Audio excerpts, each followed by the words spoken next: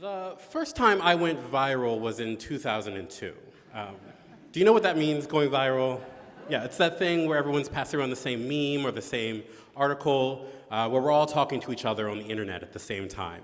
And that happened to me in 2002. Now, 2002, as you remember, was the Wild West days of the internet. There was no Twitter, there was no YouTube, very few people were on Facebook. So it was really, really hard to go viral back then. And I say that so you'll be impressed.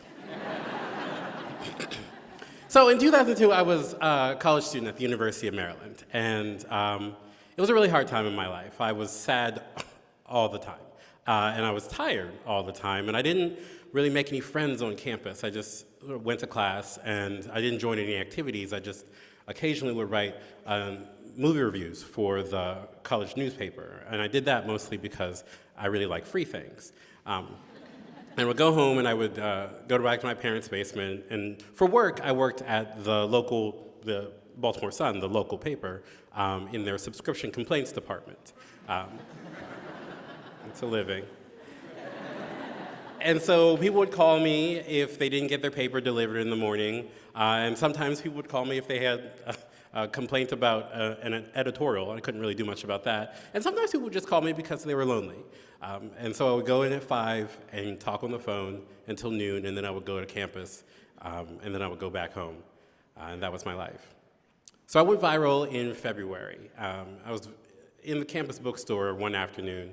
And February, of course, is Black History Month. And so they had a display up for Black History Month that said, "From bondage to books, Black History Month." And it had a picture of Harriet Tubman and a picture of Colin Powell. And that was that. And I looked at the sign, and I looked around the store like, is anybody else seeing this? And there was like nobody else in the store, so I looked back at the sign, and I started to get heated, staring at that sign.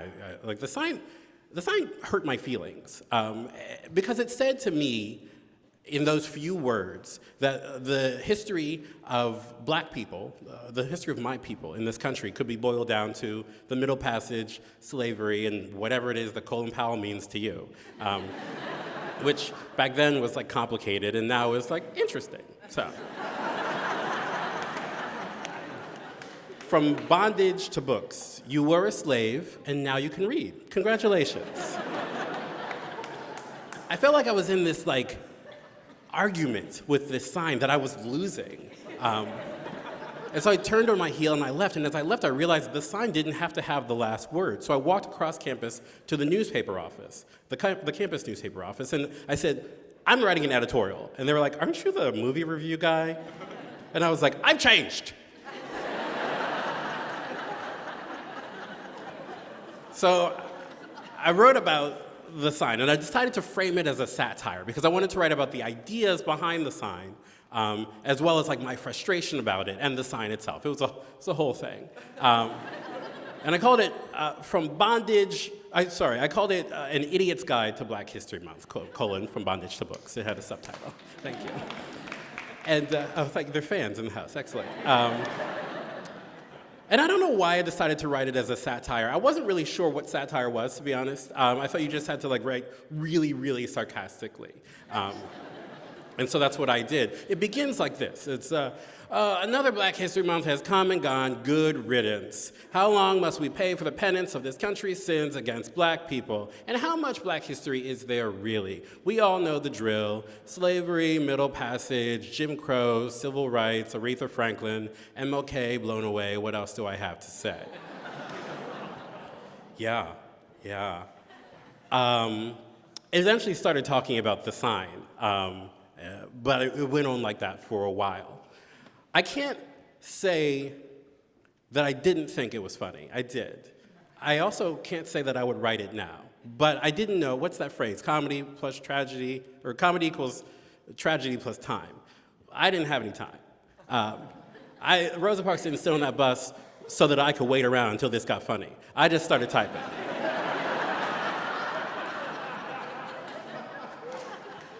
I finished it in like 20 minutes, and I sent it in to the editorial staff of the newspaper, and they published it.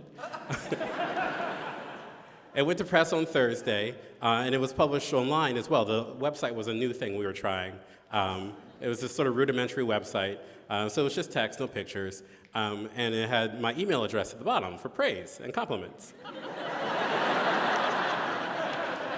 And that's what I thought was going to happen. I thought people would write to me and say, "You're very funny and racism is bad," which is the point of every satire.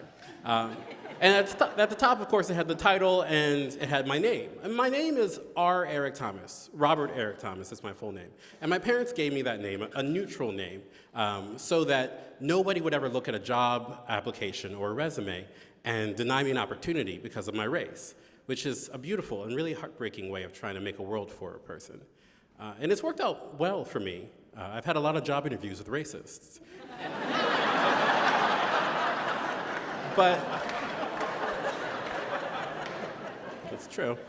But here, it presented an issue because when you're in the Wild West days of the internet and you see something, you read something that is sort of a satire but doesn't really written very well, and it says that black history is irrelevant and black people aren't important to the history of the country, and it's written by a white guy, you might get your feelings hurt.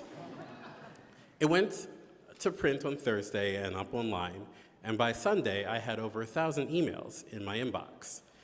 I thought for a brief moment that I had made it. But then I opened them, and they said things like, "Dear Whitey," and "You are a Klansman, and you should die." And I thought, there might have been a misunderstanding somewhere. By the time I got back to campus on Monday, things had really escalated. And as I said, nobody knew who I was, and so nobody could vouch for me. So I write a follow-up editorial for the paper that said, "LOL, I'm black, sorry." But the paper only printed once a week on Thursday, and we didn't know that you could just put anything online anytime you wanted to, because we literally didn't know how the internet worked. So it was just bad. The Black Student Union, of which I was not a member, decided to hold a town hall to talk about the whole thing. And I decided to go. Because ultimately, these are my people, right? This was about the sign at the end of the day, the sign that was on campus that we had to walk by all the time. This was a community issue, and so I was going to go and be a part of the community. So I walk into this huge lecture hall, hundreds of people in there. It's a diverse crowd, but most of the faces in there are black, like mine. And I stood in the back, and I'm not quite sure why, but something just told me to hold back. Because, it's true, you don't know me, but there has never been a room that I've walked in that has a microphone in it, including this room that I haven't wanted to get up and just talking to the microphone. But I didn't. And I watched as person after person walked up to the microphone and started talking about how angry they were at this white racist named R. Eric Thomas. Person after person kept talking about how they were furious and hurt that they had to share the campus with this Nazi, this white supremacist named R. Eric Thomas. I was like, I feel very attacked right now. It was very confusing. Everyone was talking about me, and nobody was talking about the sign, which was a part of what I wrote. And I turned to the guy next to me, tall, light-skinned, black, good-looking. And I was like, this is really something, isn't it? He's like, yeah, this R. Thomas sounds like a real asshole. I was like, well, he's got some good qualities. His grammar is impeccable. But it continued. Nobody was talking about the sign. Everybody was talking about me. And I started to get flushed, and I started to get angry, and I started to feel so isolated, just like I felt in the store. I didn't understand. I wrote a joke. I wrote a satire, and nobody was laughing, and everyone was angry at me. And I didn't understand why they didn't see that I had done this for us. So I left, because I was frustrated, and I didn't know how to fix it. I couldn't just march up to the front and say, "Booyaka!" Gotcha. I wrote what I wrote, I thought, as a joke. I wrote it to make people laugh with me. But the thing is, when I was riding the bus home, I realized what should have been plainly obvious, which is that, like, I wasn't laughing. And I hadn't written what I wrote to make people laugh. I wrote what I wrote to make people angry. Because the sign hurt my feelings and in the bookstore. And alone in that store, face to face with that sign, the hurt bloomed into anger. And I wanted more than anything not to be alone in that anger. I wanted to know that I was not the only person that felt this way, the only person that felt oppressed by this sign. And so I'd spread that anger accidentally to all these people in this room, but I still felt alone and I still felt unseen, and so I left them alone in that room with their anger. It's kind of amazing what we'll do to reach each other. I published the second editorial that week, and that sort of quelled things, although the Black Student Union did feel the need to censure me, which is sort of like an official rebuke. I kind of felt like it should come with like a certificate, but it does not. And I received emails, hate mail, for months after that, months. It was incredible. I never heard anything about the sign, though. I never heard anything from the bookstore, though they did take it down eventually in the beginning of the march, because Black History Month was over. Thank you.